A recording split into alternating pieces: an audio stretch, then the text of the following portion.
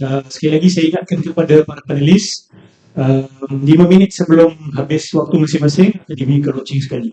Ya. Kemudian 1 minit sebelum habis akan dibunyikan loceng 2 kali dan 3 kali loceng selesai. Maka dipersilakan kepada pihak panelis B, setiap panelis memandangkan ada 3 orang, setiap panelis akan bercakap selama 30 minit atau diberikan waktu selama 30 minit. Dipersilakan.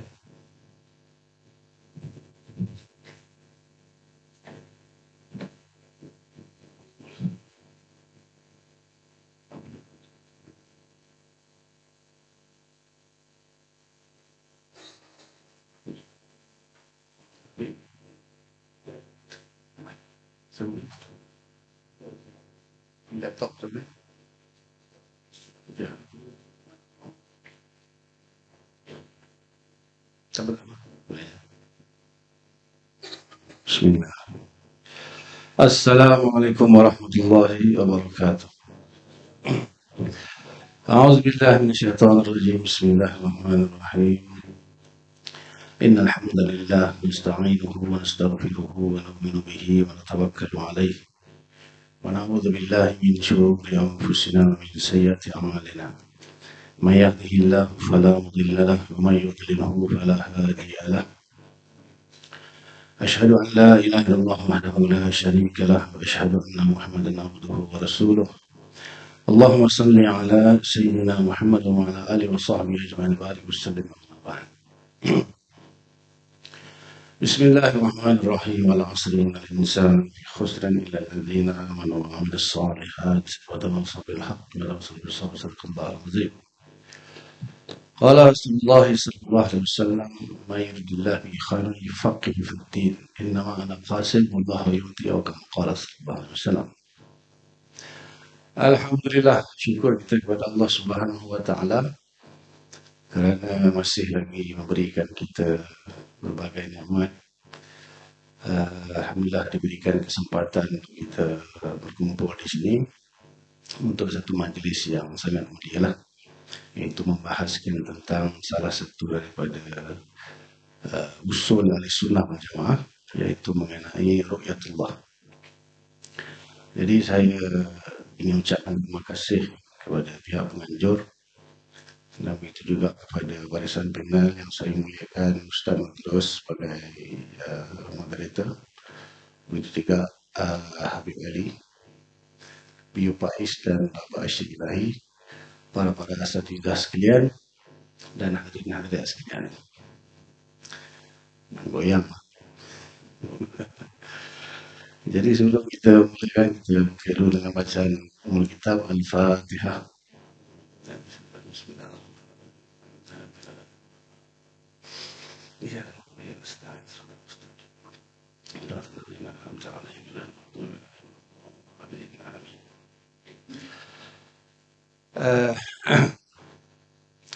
Sebelum saya mulakan, ada beberapa perkara yang ingin saya sampaikan. Asalnya ketika ada satu video yang viral. Nah, video itu merupakan satu potongan yang ringkas lah, yang mana dalam video itu ada Habib Ali bersama dengan satu orang ustaz daripada NU kalau tak silap, viral.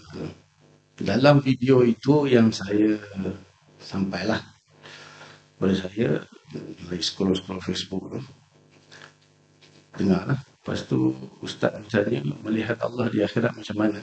Lebih kurang video tu mungkin akan ditayangkan nanti oleh panel yang lain kot. So ustaz misalnya melihat Allah di akhirat tu macam mana. So jawapan kepada Habib Ali itu, dia kata hanya pertambahan ilmu saja. Maksudnya ziyadul ilmu faqat. Jadi kat situ lah yang jadi mula jadi tertriggernya kita nak Absal Habib Ali kata penambah ilmu saja. Jadi apa yang difahami ketika itu, maksudnya terus terbayanglah ini macam Mu'tazilah. Kemudian lepas tu dia kata tak mungkin dilihat oleh mata fizik lah. Jadi secara zahir lah, kalam Habib dalam video pendek itu, jadi macam ada timbul rasa lain macam je Habib punya apa ni pendapat mengenai ru'yatullah. Jadi saya pun masa tu di Kuching, Sarawak dengan JAIS, Jabatan Agama Islam Sarawak. So ada yang tanya tentang masalah sebab dah viral. So saya terang lah apa yang saya faham tentang ru'yatullah selama yang saya belajar setakat ni lah dari kita di Sunnah wal Jamaah. Okey, tapi bila dengar tadi pula Habib punya penjelasan, ini dah lain sikit lah. Walaupun Habib ada buat penjelasan, tapi saya ni bukan jenis orang yang rajin nak dengar ceramah 2-3 jam. Kita pun masa tak ada kuliah sini. Jadi inilah dia, bila dipanggil untuk apa? Dipanggil untuk diskusi, saya setuju, tak ada masalah. Dan saya sempat juga lah baca post daripada Habib. Habib kata, saya meremehkan beliau. Jadi wallahi, wabillahi watallahi saya tak ada niat langsung untuk meremehkan Habib. Kecuali kalau Habib sendiri terasa itu, Allah alam lah. Dan Habib juga cakap, kalaulah apa ni, dia benar, saya salah. So dia minta untuk saya dan benda lain lah, mohon maaf secara terbuka pada beliau.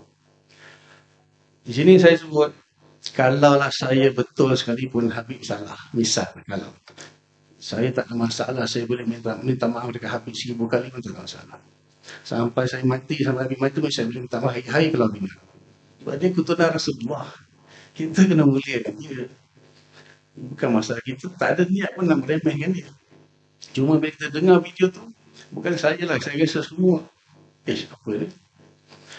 Sebelum ni saya pernah jumpa Habib sekali, pernah bincang-bincang, kita tak ada pun apa bersangka Habib ni Mu'tazilah ke apa, tak ada. Cuma pandangan ni saja. Melalui video sekerat, itu nampak macam seolah-olah Mu'tazilah. Tapi bila Habib terangkan tadi, panjang lah. Jadi saya nak terangkan pun lebih kurang apa yang Habib terang. Cuma saya terangkan juga lah kan. Kita ada bagi masa. Saya terang ringkas. Habib dengan siap dia punya apa, slide untuk kitab ni ulama. Tuan-tuan boleh tunjuk sendiri lah kalau saya salah faham kitab kan. Ini tengah mendalam. Ambil air sikit. Kita biasa mengajar kitab kuliah. Tiba-tiba ini nak bagi berdukasi dengan PhD Habib. Lapang. Beli je boleh? Ha? Kena dulu. Nanti ada viral nanti. Tapi kan percaya Habib.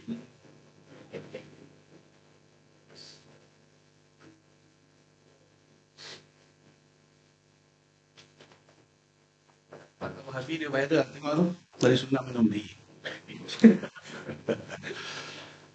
Okey, ni saya punya pandangan. Saya dah pernah buat video dah banyak kali lah kalau kita mengajar akidah Ba'diyatullah, saya ringkas je lah.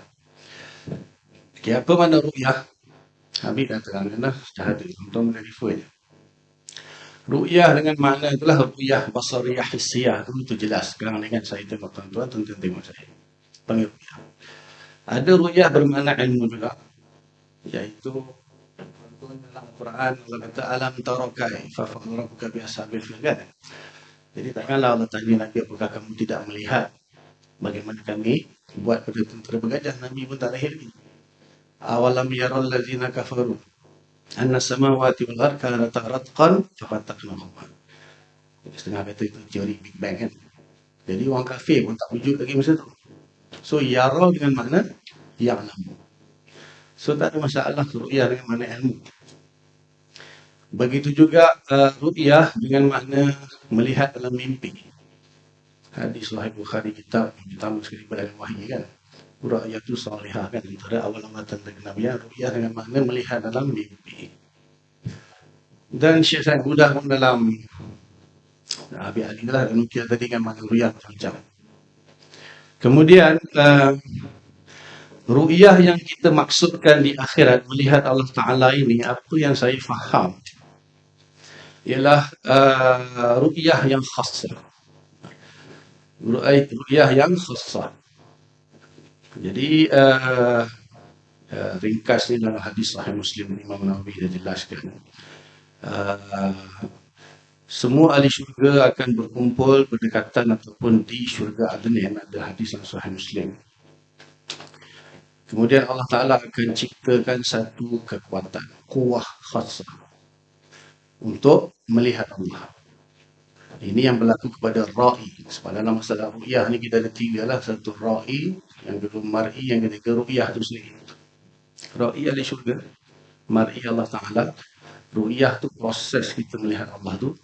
Dan biasalah hadis sunnah wal jamaah kan sebut bila kaif. Sebab apa? Kita tak tahu kaifiat macam mana kita nak melihat tu. Tetapi yang dijelaskan setakat dalam kita Allah cipta satu kuwah khasah, kekuatan yang khusus untuk melihat dia saja. Sebab kita di dunia ni kita ada kuwah atau basar kan, kita boleh melihat jisim. Tapi syarat dia mesti muqabalah, kemudian jismiyah, kemudian apa ni, ada khututus syu'ar dan sebagainya lah. Tapi di di akhirat nanti untuk Allah tak macam tu. Tapi kita juga ada basar untuk melihat syurga. Kita juga ada basar, kita akan tengok bidadari, kita akan tengok nikmat-nikmat syurga yang lain. Tapi basar itu dia lebih, kita kata istilah dia, Allah upgrade lah daripada ru'yah kita di dunia ni dengan basar. Tapi dalam masa yang sama, ru'yah itu pun tak boleh nak melihat Allah Ta'ala. Kerana itu untuk syurga je lah. Untuk melihat Allah Ta'ala, Allah Ta'ala ciptakan satu kuwah yang khasah. Di mana itu? Memang kalau kita bahas secara hukum akal, Allah Ta'ala boleh cipta saja di mana-mana. Di mata boleh, di dahi boleh, di muka boleh, di hati boleh, seluruh badan pun boleh. Ada kau kan? Itu secara kita kata hukum akal. Bil quwah. Bil quwah itu tak ada masalah. Kalau nak cipta di mana pun, tak ada masalah. Yang kedua, wukuk itu. Wukuknya menurut pendapat di sunnah, di mana Allah ciptakan, saya rasa jelaslah semua di mata lah. Kalau dalam risalah Ila Al-Sadri ni, dia siap kata, Imam Abu Hasan Syekh kata, ijma' melihat dengan mata. Tak tahulah kita. Masalah ijma' yang ke-11. Nanti orang pertikaikan dulu ni, kitab ni tak sah jadi sebagai Imam Abu Hasan Syekh. Memang ada kontroversi sikit.